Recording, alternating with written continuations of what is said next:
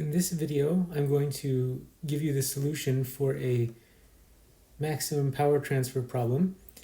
And we have the circuit on the left as a source circuit, and we're asked to find out about maximum power transfer to the load on the right.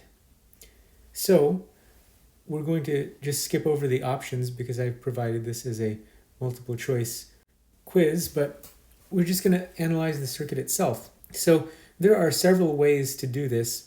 One, for maximum power, we might want to try to Thevenize it. And we just want to be aware that, this Thevenin source is the source transform of the Norton source. So this R Thevenin is the same. And then this I Norton and the V Thevenin are related like this. It's just a source transformation. So what I can start to do is get the Thevenin resistance. So to do that, we open circuit the current source, so dial it down to 0 essentially. And now we're asking about the path for the current that comes in this way, if we were to say inject some current in here.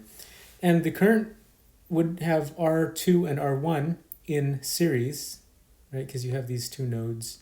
Only one node is in common to both of them. So your R Thevenin then is the sum of these two. And looking back at the problem statement, R1 and R2 are 5 and 20, so we'll say 25 ohms here.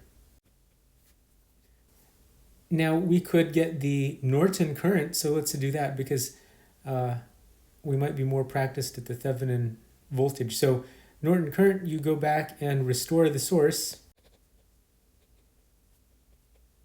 This time you add a load between A and B, but it's a short circuit.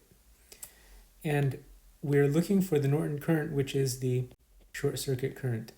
And this is analogous to the Thevenin voltage, but the Thevenin voltage, you put in a load that's infinite resistance, so it's an open circuit instead. Okay, so now it's straightforward to see that, current leaves the source, and then it branches off into R1, R2, and so we have R1 and R2 in parallel.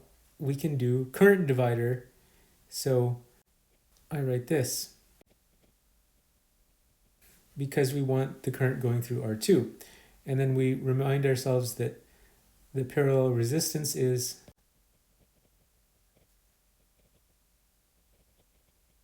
like that. And let's refresh ourselves. The value of the source is 2 amps.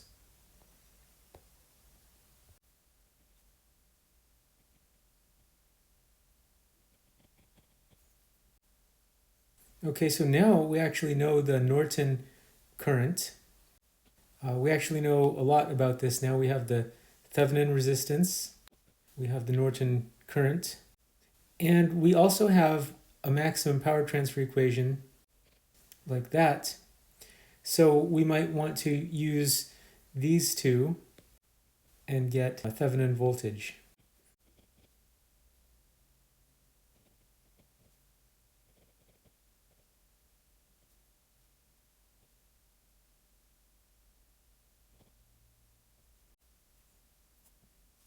Okay, now we have the Thevenin voltage.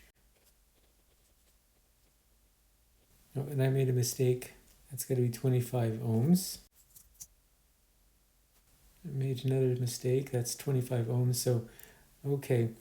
So this becomes, let's see, 25 times 4 is 100 divided by, so that looks like that's a 10 volts. And then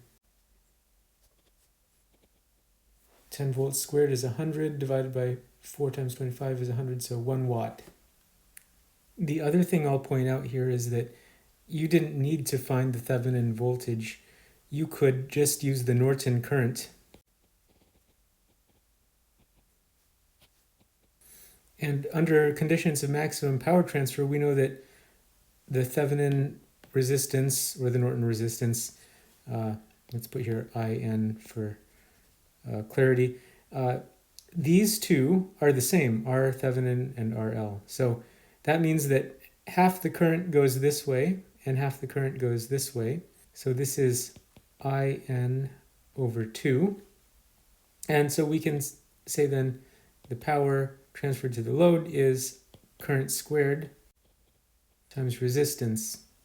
And pointing out already, we know that this is 0.4 divided by 2, so we could say 0.2 squared, and then 25 ohms, so that's 4 1/100ths times 25 gets you 1 watt.